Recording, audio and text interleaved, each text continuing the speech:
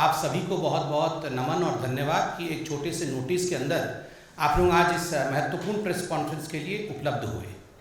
बंधुगण, आज का जो प्रेस कॉन्फ्रेंस है, जो प्रेस वार्ता है, उसका शीर्षक है राहुल, रिहाना और रैकेट। राहुल गांधी कौन है बताने की आवश्यकता नहीं है। 2 दिन से कुछ लोग हम में से जान गए हैं कि रिहाना भी कौन है, परसों तक नहीं जानते थे बहुत लोग। और रैकेट, ये रैकेट बहुत महत्वपूर्ण है। भारत के खिलाफ जो प्रोपेगेंडा बहुत पहले से अनेकों विषयों पे चलता आ रहा है, उसे हमने रैकेट का नाम दिया है और आज उसी रैकेट को लेकर ये प्रेस कॉन्फ्रेंस हो रहा है।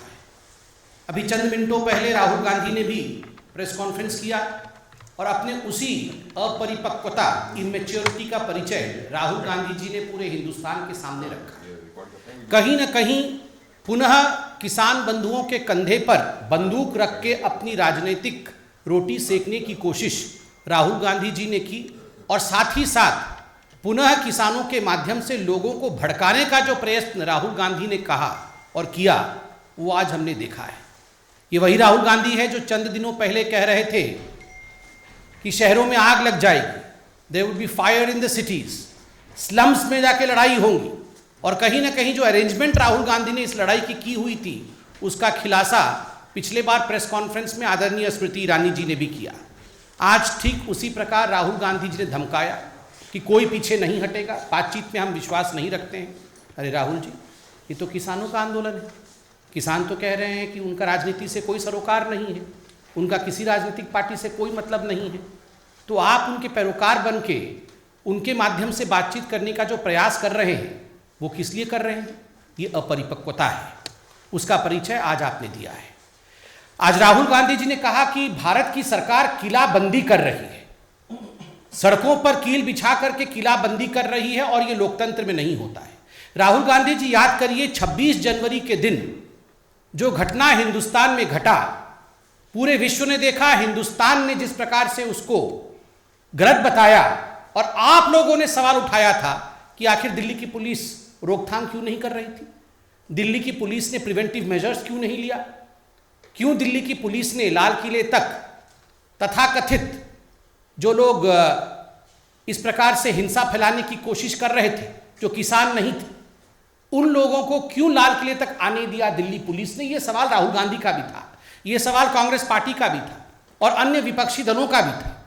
आज अगर दिल्ली पुलिस, उसी दिल्ली पुलिस ने जिन्होंने 26 जनवरी को पेशेंस और संयम का परिचय दिया था, उसी दिल्ली पुलिस ने आज प्रिवेंटिव मेजर्स लिया है, उसी दिल्ली पुलिस ने आज एहतियातन कदम उठाए, उसी दिल्ली पुलिस ने रोकथाम के लिए सारे बंदोबस्त किए हुए हैं, तो उसमें राहुल गांधी जी को क्या परेशानी है? मैं बताता हूं क्या परेशानी है। ये राहुल गांधी, कांग्रेस पार्टी और विपक्ष का ये जो प्रोपेगेंडा का एक बहुत बड़ा धड़ा है, ये चाहते हैं, इनकी इच्छा है सड़कों पर लड़ाई हो, ये चाहते थे कि गोली चले, ये चाहते हैं कि लाश बिछ जाए और इन लाशों पर बैठकर ये अपनी राजनीति चमकाएं और सवाल पूछे नरेंद्र मोदी जी से और इस सरकार से कि आखिर ये कैसे। आज हम सैल्यूट करते हैं दिल्ली पुलिस के जवानों को, जिनको देखने के लिए हमारे गृह मंत्री भी गए, जो खुद तो घायल हो गए, किंतु उन्होंने किसी को हताहत नहीं किया, उन्होंने एक गोली तक नहीं चलाई। आज अगर हमें, आपको, इस देश को बचाने के लिए उन्होंने कुछ प्रयत्न किया है, कुछ जतन कर रहे हैं, उस पर आप अभी से उंगली उठा रहे हैं। आज जिस प्रकार के शब्दों का प्रयोग राहुल गांधी जी ने किया है, यह अपने आप में दुखद है। बंधुगण, एक सवाल मैं राहुल गांधी जी से और पंजाब के कांग्रेस पार्टी से पूछना चाहता हूं। कल पंजाब के कांग्रेस पार्टी ने एक ऐलान किया कि 122 लोग जो गिरफ्तार हुए हैं 26 जनवरी में हिंसा फैलाने के कारण, उन लोगों को तुरंत रिहा किया जाए और उनको पंजाब की जो कांग्रेस है और सेंटर की कांग्रेस उनको लीगल एड देगी। सवाल उठता है, जिस दिन 26 जनवरी का ये घटना हुआ था, कुछ लोग लाल किले पर चढ़ गए थे, जहां झंडा नहीं फहराना चाहिए किसी और धर्म का, वहां केवल तिरंगे का स्थान है, वहां आपने उपद्रव किया था। उसके बाद ये तमाम नेताओं ने, राहुल गांधी समेत तमाम जो कांग्रेस के नेता थे, उन्होंने कहा था कि ये भारतीय जनता पार्टी के कार्यकर्ता हैं, भारतीय जनता पार्टी ने अपने एजेंट्स और अपने लोगों को भेजा है हुड़दंग करने के लिए, यहां पर हिंसा फैलाने के लिए। ताकि किसानों का आंदोलन बदनाम हो जाए, so that in fact the किसान आंदोलन, द नेम ऑफ द किसान आंदोलन इज स्टार्ड, इज ब्लैकेंड। और आज जब वही हुड़दंगी गिरफ्तार हो रहे हैं तो आप कह रहे हैं कि इनको रिहा कर दीजिए, तभी जाके बातचीत होगी। आप कह रहे हैं इनको रिहा कर दीजिए क्योंकि ये अच्छे लोग हैं। कैसे? आपको क्यों इतनी पीड़ा हो रही है? आप तो इन्हें बीजेपी के कार्यकर्ता और एजेंट बता रहे थे। इनको तथ्यों के आधार पर, अगर दिल्ली पुलिस सीसीटीवी की फुटेज के आधार पर, जो फुटेज जनता ने सामने रखी है और जो फुटेज पब्लिक कंजम्पशन के लिए, एविडेंसेस के आधार पर जो तथ्य कोर्ट में प्रस्तुत किए जाएंगे, उनके आधार पर गिरफ्तारी हो रही है। आप कह रहे हैं छोड़ दीजिए। अर्थात ये आप ही के लोग थे, अर्थात ये कांग्रेस पार्टी आप ही के लोग थे ना, जिनके लिए आप इतने चिंतित हैं और लीगल एड देंगे। वरना मैं तो नहीं मानता कि इस देश में ऐसी कोई संस्था होगी जो अनार्की फैलाने वालों, जो हिंसा फैलाने वालों और 26 जनवरी में जो दुर्घटना हुई थी उनके साथ कोई भी संस्था खड़ी होगी, ऐसा तो मुझे नहीं लगता। स्वाभाविक रूप से ये प्रश्न राहुल गांधी जी के लिए है, क्या ये लोग आपके हैं जो आप इनके लिए लीगल एड देने के लिए तत्पर हैं? राहुल गांधी जी ने आज कहा, बहुत दुख के साथ मुझे कहना पड़ रहा है, मैं वो सेंटेंस लिख के लाया, उन्होंने कहा यह सरकार किसानों को मारना चाहती है। यह सरकार सबका साथ, सबका विकास और सबके विश्वास, इस मंत्र के आधार पर काम करती है। किसी को मारना यह सरकार नहीं चाहती है। सब कैसे उभरे, सब कैसे आगे बढ़े, सब कैसे विकास करे, इसकी चाहत इस सरकार की है। किसान, मजदूर, मजलूम, महिला, युवक, सबके लिए किसानों की सरकार काम करती है। हमारी सरकार किसानों की भी सरकार है। और देखिए मारना क्या होता है, इसका आर्टिकल मैं निकाल के लाया हूं। 1998 में मध्य प्रदेश में सरकार किसकी थी? कांग्रेस पार्टी की थी। अंधाधुंध गोली किस पर चली थी? किसानों की रैली पर चली थी। कितने किसान मारे गए थे? 28 किसान जलियांवाले बाग की तरह वहां भून दिए गए थे। राहुल जी, इसे मारना कहते हैं, इसे रौंदना कहते हैं, इसे डेमोक्रेसी को समाप्त करना कहते हैं। किसानों के लाशों के ऊपर आपने राजनीति की थी। आज आप हमारी सरकार को कटघरे में घेरने की कोशिश कर रहे हैं, झूठे भ्रम को फैलाने की कोशिश कर रहे हैं। आप कह रहे हैं हम मारना चाहते हैं, यह निंदनीय है। राहुल जी, केवल आप नहीं, एक और है रिहाना, उन्होंने भी ट्वीट किया है। ना राहुल को मालूम है कुछ कृषि के बारे में, ना रिहाना को मालूम है कुछ कृषि के बारे में। पूछिए दोनों को, ये रबी क्रॉप क्या होता है, खरीफ क्रॉप क्या होता है, कुछ नहीं मालूम। ना राहुल को मालूम, ना रिहाना को मालूम, मगर दोनों की आदत एक है, दोनों ट्वीट कर रहे हैं। आप बताइए कहां थे ये लोग जब महात्मा गांधी के स्टैचू को कैलिफोर्निया के अंदर अभी चंद दिनों पहले डेसिक्रेट किया गया। महात्मा गांधी हमारे राष्ट्रपिता हैं और केवल भारतवर्ष के राष्ट्रपिता नहीं है। महात्मा गांधी पूरे विश्व के एपोस्टल ऑफ पीस हैं, शांति दूत है पूरे विश्व के लिए। जब उनके धड़ को अलग कर दिया जाता है कैलिफोर्निया में, उनके स्टैचू के धड़ को, तो कोई भी इनमें से जो आज ट्वीट कर रहे हैं, जो इंटरनेशनल फिगर बने हुए हैं, उनमें से किसी ने ट्वीट किया? किसी ने ट्वीट नहीं किया। जब 84 के दंगे हुए, इनमें से किसी ने ट्वीट किया? हो सकता है उनका जन्म नहीं हुआ हो, मगर इनके जो इकोसिस्टम के लोग हैं, इनमें से किसी ने ट्वीट किया? किसी ने ट्वीट नहीं किया। जब कश्मीरी पंडितों को निकाला जाता है, मैं नहीं कह रहा हूं कि 3 व्यक्तियों का नाम, मगर ये जो इकोसिस्टम है, उनमें से किसी ने कश्मीरी पंडितों के ह्यूमन राइट्स के लिए ट्वीट नहीं किया। और मैं पूछता हूं, दिल्ली पुलिस के जो जवान थे, उनके हाथ कट गए, उनके ऊपर तलवार से आक्रमण हुआ, उनको कूदना पड़ा खाई के अंदर, किसी ने इनमें से तथाकथित ह्यूमन राइट एक्टिविस्ट है, किसी ने ट्वीट किया कि ये ह्यूमन राइट वायलेशन है? किसी ने ट्वीट नहीं किया। और आज राहुल एंड रिहाना ट्वीटिंग। बंधुगण, ये राहुल गांधी जो रह रह के विदेश जाते हैं, आज मैं बिल्कुल स्पष्टता के साथ बताता हूं, और ये खुलासा भी होगा, ये यूं ही विदेश नहीं जाते हैं। वहां वो षड्यंत्र करते हैं, एंटी इंडिया एलिमेंट्स के साथ मीटिंग करके ये प्रपंच रचते हैं हिंदुस्तान को बदनाम करने के लिए और हिंदुस्तान को विवादों में धकेलने के लिए। चाहे वो रिहाना हो, चाहे वो मियां खलीफा हो, ये सारे जो जिन लोगों ने ट्वीट किया हुआ है, ये सारे लोगों से किस प्रकार मिलना, प्रपंच करना, हिंदुस्तान के खिलाफ प्रोपेगेंडा करना, ये राहुल गांधी का बिल्कुल पहला काम है। और यही राहुल गांधी करते हैं विदेश में जाके। आप सोचते होंगे हमें कैसे मालूम? हमने आपको कहा था ना कि चाइना से जाके चुपके चुपके मिलते हैं, बाद में सब कागज सामने आया। 2008 का MOU भी हुआ था, वो फोटो भी सामने आया माँ बेटे का, शी जिनपिंग बैठे हुए हैं, माँ बेटे दाएं और बाएं खड़े थे। वहां भी जाके मिल के आए हैं चुपके चुपके, चोरी चोरी चुपके चुपके वहां भी जाके प्रोपेगेंडा करके आए थे, और आज चाइना चाइना कर रहे थे, डिफेंस बजट के बारे में बोल रहे थे। जितना डिफेंस बजट पे मोदी की सरकार ने एक्सपेंडिचर किया है, मॉडर्न गैजेट्स के लिए जितने इस सरकार ने काम किया है, किसी पिछले सरकार ने उतना काम नहीं किया। 10 वर्षों तक राफेल को आपने टाल के रखा। आज हमने बेंगलोर के एरो शो में राफेल को देखा, गरजते हुए देखा। राहुल गांधी, आपने देखा आज राफेल को? आपने देखा नहीं, आपने केवल पीसी करके हिंदुस्तान की मनोबल को नीचे करने की कोशिश की है। बंधुगण, जो लोग प्रोपेगेंडा करने की कोशिश कर रहे हैं, उन्हें हिंदुस्तान के लोकतंत्र के विषय में जानना होगा। India is a democratic country. These 3 farm bills were passed after due diligence, after due debate, after discussion, through a democratic process on the floor of Indian Parliament. ये इंडियन पार्लियामेंट में ये तीनों कानून पारित हुए हैं, डिस्कशंस के बाद, डिबेट के बाद। And who are the members of Indian Parliament? Duly elected member of parliaments of Indian Parliament, in fact, are the representative of each and every Indian. 130 crore के जो रिप्रेजेंटेटिव हैं, उन लोगों ने डिस्कशन करके ये कानून पारित किया। ठीक है, कानून पे मतभेद आपका था, सुप्रीम कोर्ट गए आप लोग, सुप्रीम कोर्ट में सुनवाई हुई। सुप्रीम कोर्ट में सुनवाई के बाद खंडपीठ ने कहा कि इस कानून को लेकर हमने एक कमिटी निर्धारित किया है, इस कमिटी के माध्यम से सुनवाई होगी। अब इस कमिटी के सामने सब प्रस्तुत हुए।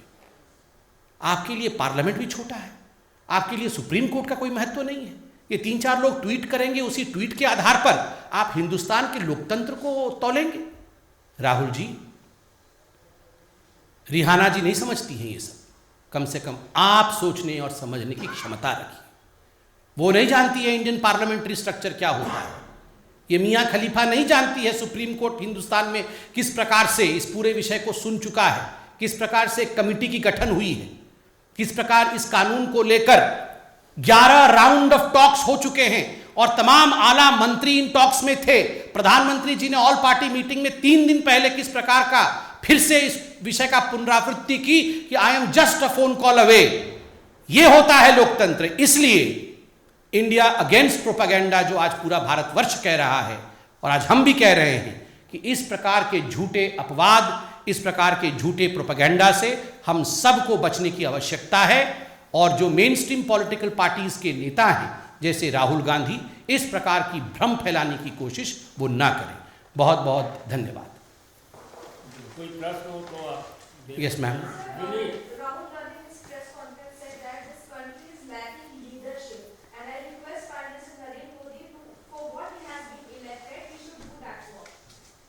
Let me amend the statement of Rahul Gandhi when he says that this country is lacking leadership. I firmly believe what he wanted to say was Congress lacks leadership. This country has leadership. And the people of this country have duly elected a leader called Narendra Modi as their Prime Minister. And I'm proud to state that Narendra Modi ji is not just the leader of India. In fact, in surveys after surveys, it has been aptly proved that Mr. Modi is a global leader today, and almost all the leaders of the world, in fact, have accepted him as a global leader. So Rahul Gandhi needs to introspect. He needs to find a leader for the Congress party or become the president of the Congress party first. Rahul Gandhi ने आज सुबह एक tweet भी किया है और कहा है इन नाम के जितने भी लोग हुए हैं वो सारा काम हुए हैं। कुछ नाम भी उन्होंने लिए, परवेज मुशर्रफ का भी नाम लिया, कहीं न कहीं इशारा होता है नरेंद्र मोदी जी की ओर का। नहीं, मुझे तो नहीं पता उनका इशारा किसके तरफ था। वो ABCD सीख रहे होंगे, उसमें M में पहुंचे होंगे अभी, तो M के बारे में लिख दिया है। वैसे तो अब खराब किया, आज तो सुबह से वो मियाँ खलीफा के बारे में अच्छा बोल रहे हैं, फिर उसका भी नाम तो M से शुरू होता है, तो वो तो डिक्टेटरशिप के खिलाफ लिख रही थी आज। हाँ, मनमोहन सिंह का नाम भी M से शुरू होता है, और ऊपर से आप क्या, महात्मा गांधी हमारे राष्ट्रपिता, M फॉर महात्मा, M से डिक्टेटर होता है क्या? महात्मा गांधी को डिक्टेटर कहना चाहते हैं? Sir, is Congress party talking against the disciplined force of Delhi police, which has already served 400 injuries? And the second question is Rahul Gandhi's tweet coming under anti-national when he says instigates some of the anti-social elements to stand firm or whatever it is, would be able to Twitter to take his account down? To the first question, as far as Rahul Gandhi, the first question was on Rahul Gandhi and The first question was the disciplined force of Delhi police. Thousands of police. See, as far as the first question, whether Rahul Gandhi is speaking against the disciplined force of Delhi police, I would say that Rahul Gandhi has never spoken in favor of any uniformed force. Remember, Rahul Gandhi in the yesteryears also had raised questions on the Indian Army when the Indian Army conducted surgical strike. After the air strike as well, Rahul Gandhi had questioned the valor of Indian Air Force, to the extent that some of the top officials of the Indian Army and the Indian Air Force then, if I remember correctly, in fact had to come out and had to give clarification that the air strike and the surgical strike were right, and to call them Farjikal and Khul Ki Dalali was absolutely wrong. And today also, the person who has demeaned the Indian Army and the Air Force goes on to demean the Delhi police as well. They are also men in uniform. They have been hurt in what happened on 26th of January. They also have been hurt, grievously injured, many of them in the hospital today. So shouldn't you be sympathetic towards them? Don't these police officers have any kind of human rights? They also have human rights, as do the people who in fact tried to unfurl some other religious flag on the ramparts of Red Fort. They also have human rights. So this selectivism of Rahul Gandhi is something which needs to be called out.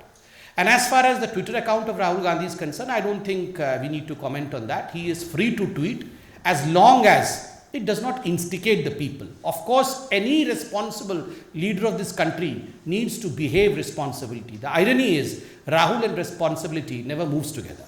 Sambit जी, एक सवाल मेरा भी है। गाजीपुर में जिस तरह से police के द्वारा रोकने के लिए बाड़ लगाई गई है, उसको लेकर भी राहुल गांधी ने कहा है, उन्होंने कहा है कि किलेबंदी जो की जा रही है, ये ना तो किसानों के हित में है और ना ही ये देश के हित में। नहीं, इस पे तो मैंने प्रेस कॉन्फ्रेंस के आरंभ में ही कहा।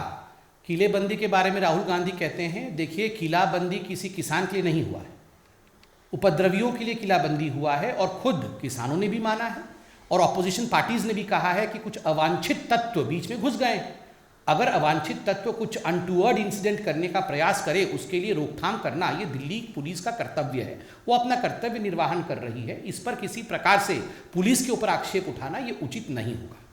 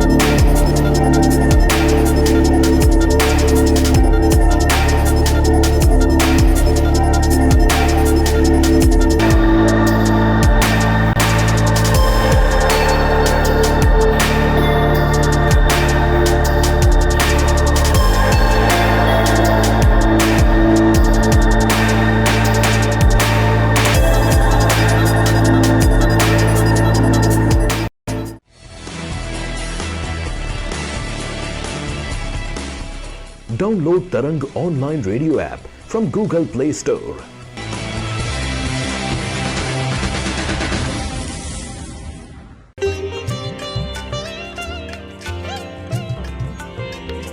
You are listening to Tarang Devotional Online Radio.